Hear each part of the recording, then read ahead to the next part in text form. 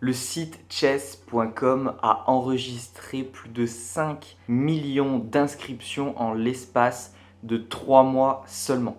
Les magasins de jeux de société sont littéralement dévalisés, c'est-à-dire qu'ils n'ont quasiment plus aucun plateau d'échecs, en sachant que les plateaux d'échecs peuvent aller jusqu'à 300 €, c'est-à-dire que c'est énorme. En bref, depuis la sortie de la série The Queen Gambit, je ne sais pas si vous l'avez vu, l'engouement autour des jeux d'échecs, il est juste fou. Mais dans cette vidéo, j'avais envie d'échanger avec toi sur deux éléments principaux, à savoir pourquoi est-ce que l'engouement il a été aussi fort et rapide vis-à-vis des échecs et pourquoi est-ce que cet engouement ne va pas durer. Pour ceux qui n'auraient pas vu cette série, franchement je vous la recommande, c'est une pépite et c'est pas pour rien que les gens sont autant intéressés aux échecs. Donc pour ceux qui n'ont pas vu cette série, je vais rapidement vous la résumer. Pour ceux qui l'ont déjà vue, vous avez le timecode juste en dessous, vous pouvez vous rendre directement à la partie d'après. Donc en gros c'est une série qui retrace l'histoire d'une jeune orpheline littéralement prodige des échecs. Très rapidement, elle va faire ses preuves en battant les champions de son état parce que ça se passe aux États-Unis dans les années 60 et elle va battre ses champions alors qu'elle n'a à peine qu'une dizaine d'années et ça, déjà, ça inspire le respect. Au fur et à mesure, on va nous dépeindre le portrait d'une jeune fille tiraillée un petit peu entre l'ombre et la lumière, entre les drogues et les addictions et son succès dans les échecs. L'histoire, c'est ça, c'est que tout au long, on va suivre son évolution et son combat permanent pour réussir à atteindre son objectif en tant que femme dans un monde d'hommes.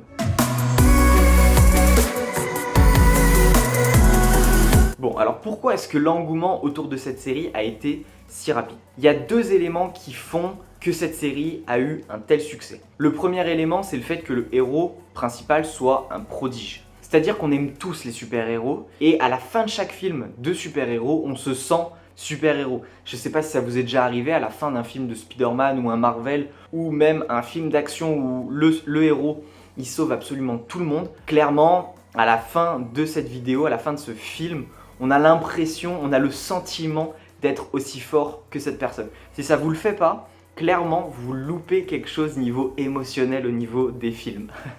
Et dans cette série, le principe c'est le même. À la fin de cette série, ou même à la fin de chaque épisode, très clairement, on se sent être un virtuose des échecs, quelqu'un qui va exploser les compteurs et qui a une capacité à jouer aux échecs hors norme. Et c'est ça qu'ont envie de nous faire ressentir les séries.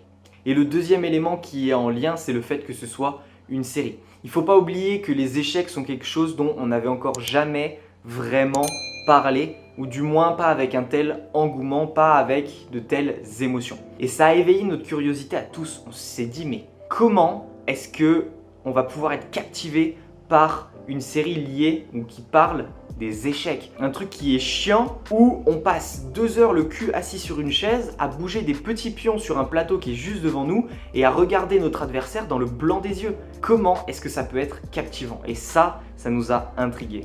Donc clairement, sans mise en scène hollywoodienne, les échecs cette série n'aurait jamais été perçue comme quelque chose d'aussi passionnant et intéressant. Et c'est ce que je vous disais, il faut bien se rappeler que c'est une série. Les échecs, c'est quelque chose qui à la base est chiant. C'est pas pour rien qu'il y a très peu de personnes qui se sont intéressées aux échecs avant cette série. C'est parce qu'on avait la conception que les échecs étaient quelque chose d'hyper chiant, pendant lequel tu passais des heures à regarder ton adversaire dans le blanc des yeux et à pas avancer.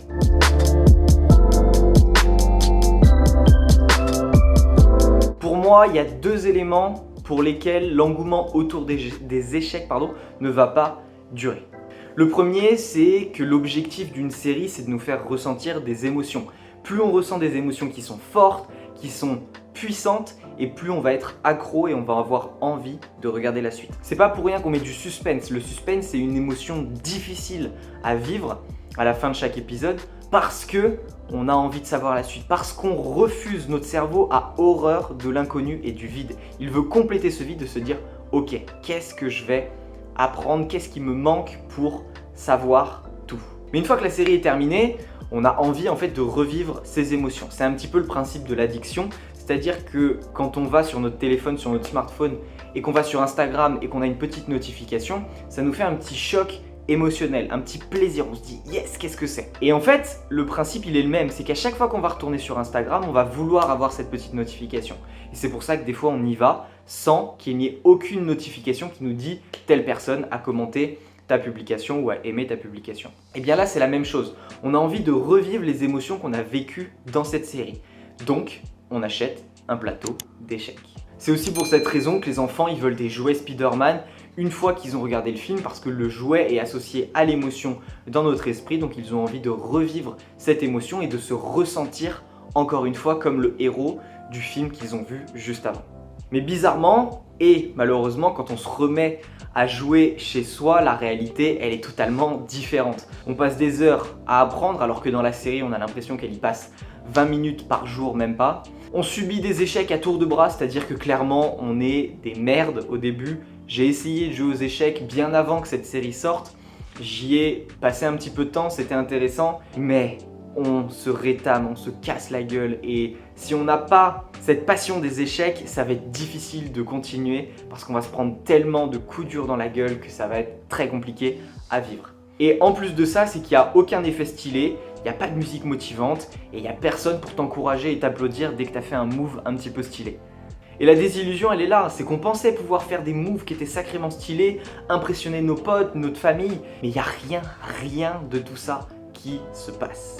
Et le souci c'est qu'on s'est focalisé uniquement sur les aspects positifs que nous montre cette série et on oublie que c'est une série et que leur but c'est de rendre les échecs inspirants et pas chiants à mourir. On va pas faire une série sur quelque chose de chiant, non, on va prendre quelque chose de chiant et on va le rendre captivant. Et c'est pour cette raison que vous suivez sur Instagram des personnes qui sont motivantes, qui sont inspirantes, parce qu'elles vous partagent des trucs qui sont cool. Elles vous partagent pas les trucs chiants que tout le monde font, ou alors elles vous les partagent d'une manière différente. Quand elles vont faire leurs courses, elles vous disent pas bon bah alors là je prends de la dinde et je le mets dans mon panier. Non, elles vous disent ouais je prends de la dinde, je vais pouvoir devenir musclé, je vais, je sais pas, tout plein de trucs. Elles mettent en scène ce qu'elles font. Elles ne font pas juste des trucs banals. Et la deuxième raison pour laquelle je pense que l'engouement autour des échecs va être très court ou du moins va très vite redescendre, c'est la motivation. C'est-à-dire qu'il y a beaucoup de gens qui vont se mettre à jouer aux échecs pour la mauvaise raison. Le succès, celui qu'il y a dans le film, le fait de devenir un prodige ou d'exprimer son plein potentiel, le fait de se faire des amis, le fait de pouvoir choper plus facilement, on va pas se le cacher, dans la série ça a l'air assez intéressant. Et toutes ces motivations, qui sont des motivations qui sont liées à la série et non pas à nous, vont nous faire abandonner rapidement. Et il y a 1000 manières de jouer aux échecs. Et l'important, c'est de trouver sa propre motivation, sa propre raison de jouer aux échecs. Si tout le monde voit les échecs comme une compétition pour le succès, alors il y a beaucoup de monde qui vont se prendre un mur. Si on fait un parallèle très simple avec le sport, juste le sport, on se rend compte que tout le monde fait du sport, mais tout le monde n'a pas le même objectif. Il y en a qui veulent perdre du poids pour se sentir bien dans leur corps, il y en a d'autres qui veulent prendre du muscle pour plaire à la plage, il y en a qui veulent améliorer leur cardio pour courir un marathon, d'autres qui veulent devenir plus forts pour plus jamais se faire agresser et ne plus subir les traumatismes qu'ils ont vécus, d'autres qui ont envie de vaincre le stress et de réduire le stress du quotidien. Il y en a qui ont envie de rester en forme toute la journée. Bref, il y a une multitude de raisons pour lesquelles on veut atteindre notre objectif, pour lesquelles on veut faire du sport. Et ben dans les échecs, c'est la même chose. Il y a plein de raisons pour lesquelles vous pouvez jouer aux échecs. Et il ne faut pas se focaliser uniquement sur l'objectif et la raison qu'il y avait dans cette série. L'être humain, il veut beaucoup de choses, mais il est très rarement prêt à vivre les inconvénients de cet objectif. Et dans ces cas-là, c'est parfait. C'est un indicateur parfait pour vous dire que cette motivation ou cet objectif n'est peut-être pas le bon. Et à partir de tout ça, il y a deux questions à se poser. La première, c'est quels sont les aspects négatifs des jeux d'échecs ou de votre objectif et est-ce que je suis prêt à les endurer? Le deuxième élément, c'est quel est mon objectif vis-à-vis des échecs? Qu'est-ce qui me motive à jouer? Bien évidemment, je crache pas sur tout ce que j'ai dit, je crache pas sur l'engouement autour des échecs. Au contraire, c'est quelque chose d'intéressant et qui va très certainement révéler des potentiels et des passions.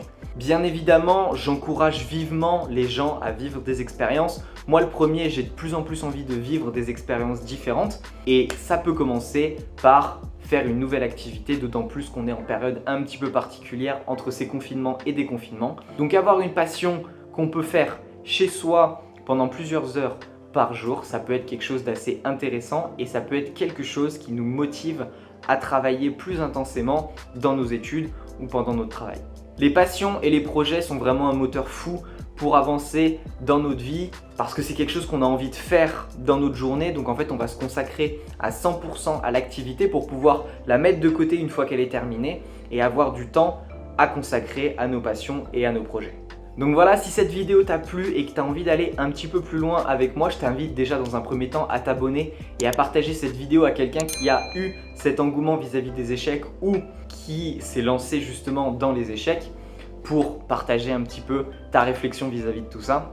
Et si tu as envie d'aller un petit peu plus loin avec moi, chaque dimanche, j'envoie un mail à mes abonnés dans lequel je leur partage 3 principales leçons de vie que j'ai tirées de ma semaine. Chaque semaine, je tiens un journal de bord dans lequel je note plusieurs éléments et un de ces éléments, c'est les leçons que j'apprends de ma vie chaque jour. Donc je te partage ça dans un mail que tu reçois chaque semaine le dimanche. Si tu as envie d'aller plus loin avec moi et de recevoir ces leçons de vie qui te permettent d'apprendre de mes erreurs, de mes réussites et de tout ce que je partage dans ma vie, à savoir la productivité, le développement personnel et la réalisation de soi, vivre ses rêves au travers de ses passions.